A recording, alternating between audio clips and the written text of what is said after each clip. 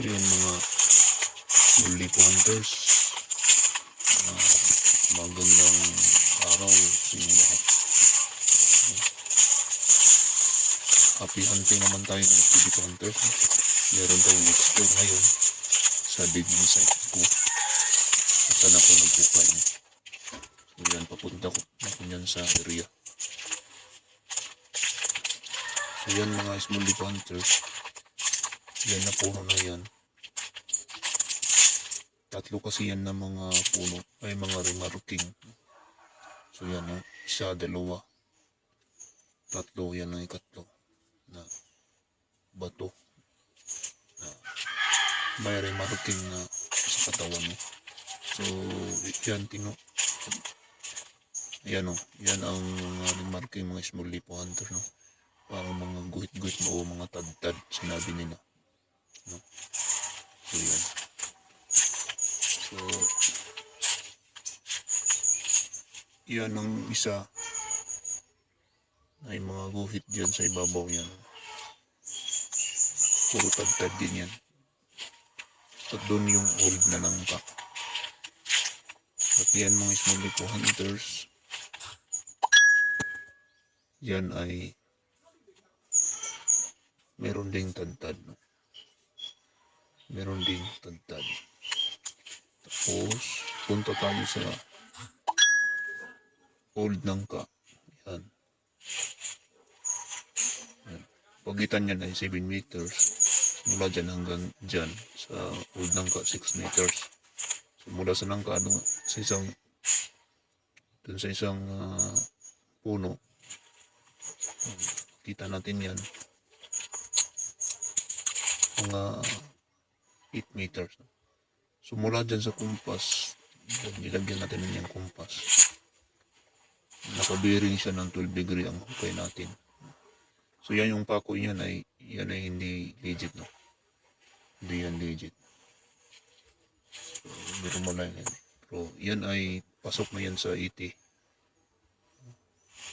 So yan mga Bully Hunters, yan ang sapa. Kasi nung una ay kasi hindi yan malaking sapa, maliit na yan ang sapa. At malayo lang yan dito sa hinukayan ko. At nung magbaha ay lumaki ang sapa. So yan o, yan ang pinatan natin, yung old na niyog. So dyan sa hukay natin, bearing tayo ng 12 degree. Mga 2-3 meters, no? Meron tayong detection. So alam ko ito ay daplis ang hukay natin kasi hindi na natumpak ang degree natin, no? So dapat tumpak talaga, no? 2-3 meters yan ang hukay, no? So tinabunan ko lang para walang mahulog, no? So, temporary lang yan, no? Kasi merong mga tao dyan, no? So slope yan mga Bully Hunter, no? Sumulan sa sapa, no? So tingnan natin dun sa banda sa kukurbada ng sapa kung meron bang confirmation na may sign ba na dyan ba talaga nagtuturo sa ating hukay, no? So tara, puntahan natin mga Bully Hunters, no? So dyan mga Bully Hunters, merong old niyog dyan mula sa nangka, old nangka. Kabiring siya din ng 67 degrees, no? So posibleng may items doon, no? So hindi natin ito nalukit. So dyan lang tayo nakapokus sa old nangka. Mula sa old nangka ay 2 meters ang ating detection. So yan sa mga Bully Hunters, no? Yung una-una kasi niyan, maliit lang yan, no? Maliit lang yan na sapa. At medyo malayo siya sa yung mga lumbya na yan. So tara, punta natin ang kung meron bang bato na kita natin dun sa north banda, no? Kasi naka-north dun kasi yung 12 degree, no? Northeast. So tara, puntahan natin.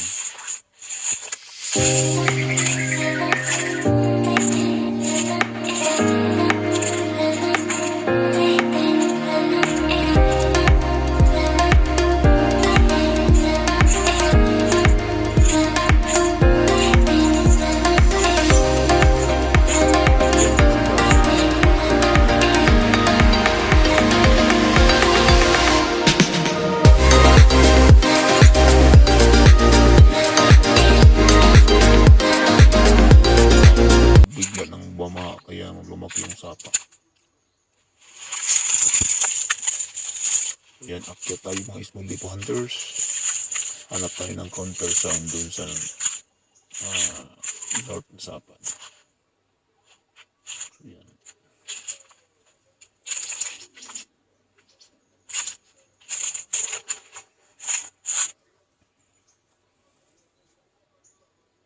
Meron tayong tinitingnan na old coconut, no? Pero hindi naman yung old coconut, no? Kasi meron kasing mga remarking, no?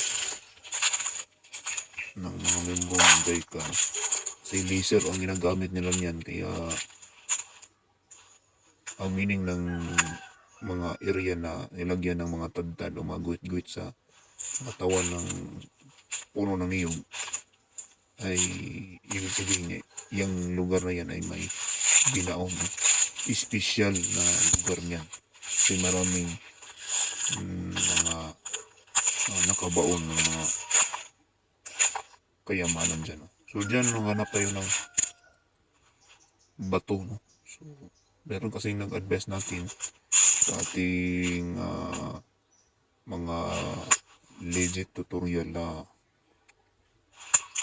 treasure hunter na professional, si Code Reader, no? Alam niyo naman yun, si Boss Code Reader. So meron ako nakita ng bato dito, so pero hindi yan maliit, no? Mabubuhat siya ng tao. Yan, nakabalak ko ng bato, meron madalang bato. Kung meron nga ba, so, hanap tayo dyan.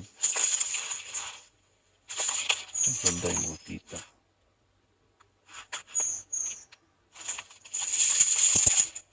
So yun, kung di ko hunter, meron tayo ng bato nakita. No? Pero iba ang kanyang itsura, no? Parang mabuhat lang siya ng tao. Meron pang dot, no? So ibig sabihin siguro, no? Parang heart shape siya. Kaya naman talagang heart shape siya, no? Naka-box, no? So yan, small lipo hunter, no? Yung may arrow na small lipo, so yung pointer niya. Pwede kasi yan maging pointer, no? So yan, pwede siya maging pointer, no?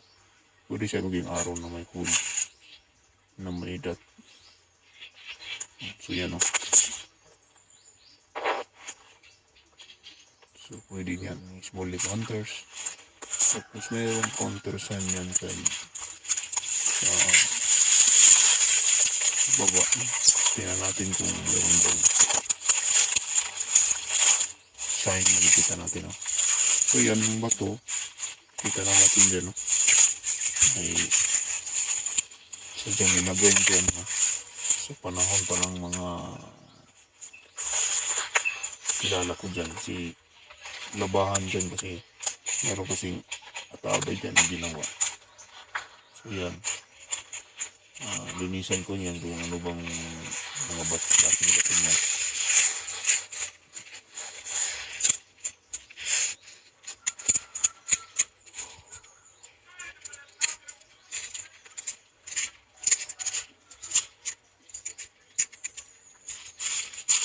So yun, linisan natin. So gagawa kasi yung nature, no? Yung bato na mga butas-butas. So hinahanap natin dyan, pinakontrol natin kung ano ba yung mga bato na nagkumpul-kumpul, no?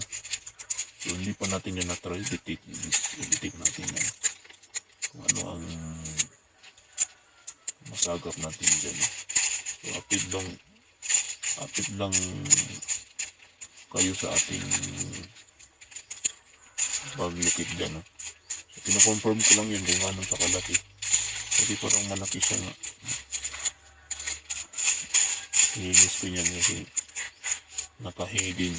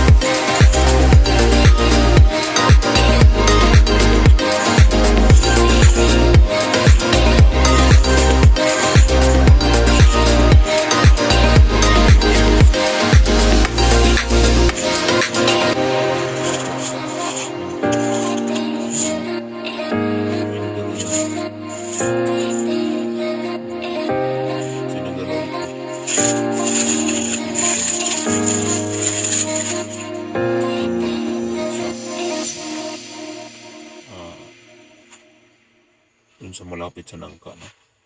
So, yun lang unang bato na kita natin. Yun lang ang confirm doon sa old nangka kasi may detection tayo doon. No? So, yan. So, yan. Yan kasi yung sa gilid yan kasi yung malapit na atabay na. Meron kasi atabay dyan pero ginawa ng kahoy lang. Hindi old atabay. Diyan hanap tayo ng ibang bang marker kung meron tayo bang makikita dyan. Mag-explore tayo dyan. So sa ating mga ka-TH dyan, shout out sa inyong lahat. At sana'y nasa magandang kalagayan kayo ngayon.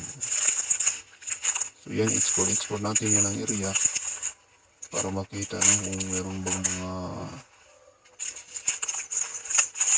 ibang bato na makikita natin dyan. So dyan, balik tayo sa pinanggalingan natin kanina. So yan yung punong lumina tingnan ko kanina. Yan kasi yung mga butas-butas niyan na normal yan. Normal lang yan sa nature lang yan. No? Gawa lang ng tao. No? Iba yung kasi yung rebounding. Dyan.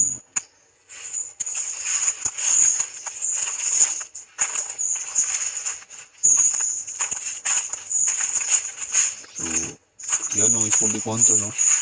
So, update lang tayo susunod kung